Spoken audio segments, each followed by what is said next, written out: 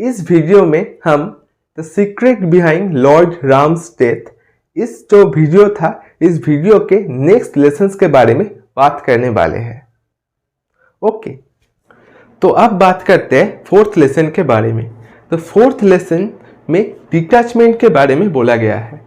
तो fourth lesson में बोला गया है प्रभु श्री राम ने अपने मर्यादा पुरुषोत्तम की जो अंगूठी थी, जो रघुवंश की जो अंगूठी थी, उसको अपने हाथ से निकाल के नीचे फेंक दिया, जो आहिस्ता आहिस्ता पाताल लोक तक चला गया।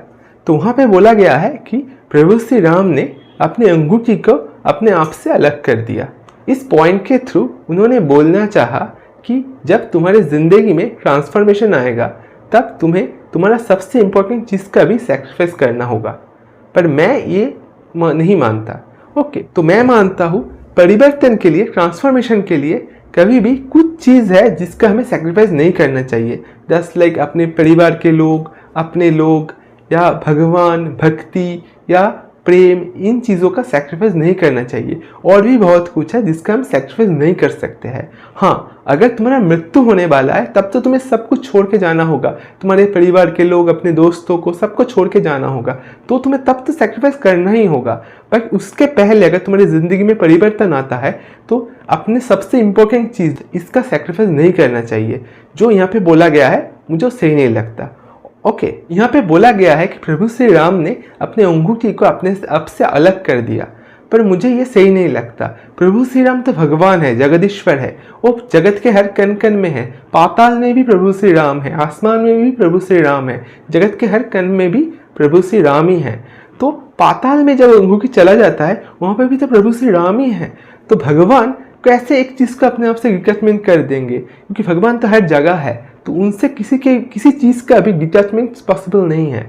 ये तो था फर्स्ट पॉइंट। मुझे ये तो समझ में नहीं आया कि जो बोला गया है उन्होंने प्रभु श्री राम को भगवान सोचा है या इंसान, मुझे ये समझ में नहीं आया। अगर हम मान भी ले रहे हैं, अगर उनके जो कॉन्सेप्ट है उनको अगर हम मान भी लेते हैं कि हाँ प्रभु श्री राम ने अपनी अंगूठी को अपने आप से अलग कर दिया और वो अंगूठी पाताल लोक चले गए और वहाँ पे प्रभु श्री राम नहीं है, अगर हम ये मान लेते हैं तब भी तुम्हें देखना होगा कि प्रभु श्री राम तो अब वैकुंठ लोक जाने वाले हैं। उनको अपने शरीर और अपने राजत्व तो सबको छोड़ के जाना होगा, तो अंगूठी को तो ऐसे ही प्रभु श्री राम को छोड़ के ही जाना होगा। तो थोड़ा पहले छोड़ना या मृत्यु के बाद छोड़ना, इनमें फर्क क्या है? क्योंकि भगवान के सबसे बड़ा सैक्रिफाइस ये नहीं था। भगवान के सबसे बड़ा सैक्रिफाइस था कि अपने बच्चों के लिए अपने भाई को, अपने भ्राता लक्ष्मण को अपने आप से अलग कर देना, वो सबसे बड़ा सैक्रिफाइस था। सबसे बड़ा सैक्रिफाइस ये था कि अपने सबसे बड़ा भक्त हनुमान जी को, मतलब प्रभु श्री राम के सबसे बड़े भक्त हनुमान जी को अपने आप से अलग कर देना, ये था सबसे बड़ा सैक्रिफाइस। ओके, तो ये तो था मेरा व्यू। तो यहाँ पे मुझे सैक्रिफाइस नहीं लगा, मुझे लगा असली सैक्रिफाइस प्रभु श्री राम ने जब हनुमान जी को और प्रभु श्री राम ने जब लक्ष्मण भैया को अपने आप से अलग कर दिया, तब प्रभु श्री राम ने बहुत बड़ा सैक्रिफाइस किया कि अपने भक्तों को अपने आप से अलग कर दिया। ये ओरिजिनल सैक्रिफाइस है, ये एक्चुअल सैक्रिफाइस है। सैक्रिफाइस मुझे नहीं लगता कि अंगूठी को अलग करना सैक्रिफाइस था। ओके, तो क्योंकि प्रभु श्री राम जगत के हर कण कण में है, तो वो अंगूठी भी प्रभु श्री राम के पास ही है। तो ये तो था फोर्थ लेसन। यहाँ पे उन्होंने ये भी बोला है कि ये अंगूठी को अपने आप से अलग करने के साथ साथ हनुमान जी भी अपने सेवा से मुक्त हो गए, जो भी मुझे लगता गलत है। कि हनुमान जी आज भी चिरंजीवी है और आज भी प्रभु श्री राम के ही नाम लेते हैं। हनुमान जी कैसे मुक्त हो सकते हैं? तो हनुमान जी अपने भक्ति से मुक्त नहीं हुए, वो मुक्त होना भी नहीं चाहते। हनुमान जी चाहते हैं हमेशा प्रभु श्री राम के ही नाम लेना। मुझे लगता है उन्होंने ये बोलना चाहा है कि नेक्स्ट जन्म में जब प्रभु श्री राम ने प्रभु श्री कृष्ण के अवतार लिया था, तब हनुमान जी ने प्रभु श्री कृष्ण का भक्ति करते थे। मुझे लगता है उन्होंने ये बोलना चाहा है कि प्रभु श्री राम और प्रभु श्री कृष्ण अलग है, पर एक्चुअली में प्रभु श्री राम और प्रभु श्री कृष्ण एक ही है, एक ही परमात्मा है, एक ही शक्ति है, एक ही भगवान है। तो हनुमान जी की भक्ति एक ही भगवान के ऊपर था, प्रभु श्री राम पे ही था। प्रभु श्री राम ही प्रभु श्री कृष्ण है। तो यहाँ पे उनके जो कॉन्सेप्ट है कि भक्ति बदल गया, भक्ति अपना नया भगवान को ढूंढने निकल पड़ा, जो गलत है। भगवान एक ही है और डिवोटेड सर्विस के केस में भगवान उस एक ही भगवान का ही भक्ति करना चाहिए। इसलिए हनुमान जी कभी भी अपने भक्ति से बाहर नहीं निकले। हनुमान जी हमेशा अपने भगवान प्रभु श्री राम की भक्ति करते थे। ओके, तो ये भी मुझे लगता है उन्हें गलत बोला कि हनुमान जी की जो भक्ति थी वो नया भगवान या नया होम ढूंढने में निकल पड़ा, जो मुझे लगता है गलत है। उनकी भक्ति तब भी प्रभु श्री राम के ऊपर ही थी, आज भी प्रभु श्री राम के ऊपर ही है, तो भगवान एक ही है। तो ये 4th पॉइंट है, यहाँ पे मुझे लगता है कि उनको ये भी पता नहीं है कि भगवान क्या है, प्रभु श्री राम कौन है, प्रभु श्री कृष्ण कौन है, उनको इस बेसिक सेंस भी नहीं है। तो मुझे बहुत बुरा लगा इस पॉइंट में। ये तो था 4th पॉइंट। तो अब बात करते हैं 5th लेसन के बारे में। 5th लेसन में उन्होंने बोला है कि हनुमान जी भूतराज को तो हरा चुके थे, पर नागराज बासुकी जी से हनुमान जी हार गए। हनुमान जी को विजय, धर्म ये सब तो पता था, पर उनको ट्रांसफॉर्मेशन, मेटामॉर्फोसिस, चेंज ये सब के बारे में नहीं पता था। यहाँ पे और भी बोला गया है कि ये सब चीज़ उन्होंने नागराज बासुकी जी से सीखा। उसके बाद बोला गया है कि एक युग खत्म होने के बाद जब एक नया युग शुरू होता है तब बहुत सारे चेंजेस आता है। तो तुम्हें उस चेंज से डरना नहीं है, अडिग खड़े रहना है और आगे बढ़ते रहना है सेवा भाव के साथ। ओके, तो ये जो लेसन है, ये जो स्टेटमेंट है, ये मुझे सही नहीं लगता। तो मैं मानता हूँ हनुमान जी अष्टसिद्धि नवनिधि का स्वामी थे। मैं मानता हूँ कि हनुमान जी रुद्रांश थे। तो हनुमान जी को सब पता था। हनुमान जी का धर्म, विजय, ट्रांसफॉर्मेशन, मेटामॉर्फोसिस, चेंज सब कुछ पता था। उनको पता था प्रभु श्री राम अपनी इच्छा से एक दिन वैकुंठ लोक चले जाएंगे, पर उनको ये नहीं पता था कि कब वो टाइम आएगा। उनको ये नहीं पता था। और प्रभु श्री राम ने भी हनुमान जी को ये बात नहीं बोला था, क्योंकि उनको पता था अगर हनुमान जी को पता चल जाए कि अब प्रभु श्री राम वैकुंठ लोक चले जाने वाले हैं तो उनको बहुत बुरा लगेगा। इसलिए प्रभु श्री राम ने भी ये लीला किया। अब अगर हम देखते हैं कि नागराज बासुकी जी को, उनको भी पता नहीं था कि प्रभु श्री राम कब वैकुंठ लोक चले आएंगे। उनको ये नहीं पता था। उनको सिर्फ ये पता था जब प्रभु श्री राम की अंगूठी नागलोक पे आएगा तब प्रभु श्री राम वैकुंठ लोक चले जाएंगे। उनको सिर्फ ये पता था। तो जब अंगूठी आया तो उनको पता चल गया कि हाँ, अब प्रभु श्री राम अपने वैकुंठ लोक चले जाएंगे। तो हनुमान जी को नागराज बासुकी जी से ये पता चला कि अब वो समय आ गया है जब प्रभु श्री राम अपने वैकुंठ लोक लौट आएंगे। परंतु हनुमान जी को चेंज, मेटामॉर्फोसिस, ट्रांसफॉर्मेशन के बारे में पहले से ही पता था। उनको पर्टिकुलर टाइम पता नहीं था कब वो टाइम आएगा जब प्रभु श्री राम धरती लोक छोड़ देंगे। उन्हें ये नहीं पता था, क्योंकि प्रभु श्री राम अपने आप उनको ये बोलना भी नहीं चाहते थे, क्योंकि इससे हनुमान जी को बहुत दुख पहुंचता। इसलिए उन्होंने ये लीला किया जिससे नागराज बासुकी जी से उनको ये बात पता चला। तो अंगूठी नागलोक में आने से पहले नागराज बासुकी जी को भी पता नहीं था कि प्रभु श्री राम अब धरती लोक छोड़ के वैकुंठ लोक चले जाने वाले हैं। जब वो अंगूठी नागलोक में पहुंचा तब नागराज बासुकी जी को वो बात पता चला और उन्होंने वो बात हनुमान जी को बाद में बोल दिया। तो ये था मेन जो घटना घटा था। तो यहाँ पे ये बोलना बहुत गलत होगा कि हनुमान जी को पता नहीं था what is transformation, what is Metamorphosis, what is change. उनको ये सब पता था, पर उनको पर्टिकुलर टाइम नहीं पता था कि कब प्रभु श्री राम अपनी इच्छा से पृथ्वी लोक छोड़ के वैकुंठ लोक चले जाएंगे। ये तो था मेन घटना। इसके बाद उन्होंने बोला है कि जब एक युग खत्म होगा और एक नया युग शुरू होगा, वहाँ में चेंज आएगा और उस चेंज से हमें डरना नहीं है, सेवा भाव के साथ आगे बढ़ते रहना है। तो यहाँ पे जो सेवा भाव उन्होंने बोला है, इसका मतलब क्या है?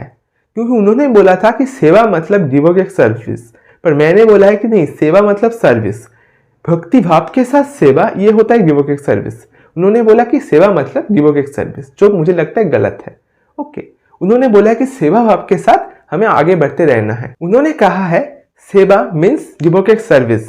अकॉर्डिंग टू हिम, सेवा के डेफिनेशन में डिवोटेड सर्विस के केस में कॉज आगे बढ़ जाता है और सर्विस को ये पता भी नहीं चलता, क्योंकि सर्विस सर उठा के नहीं देखता।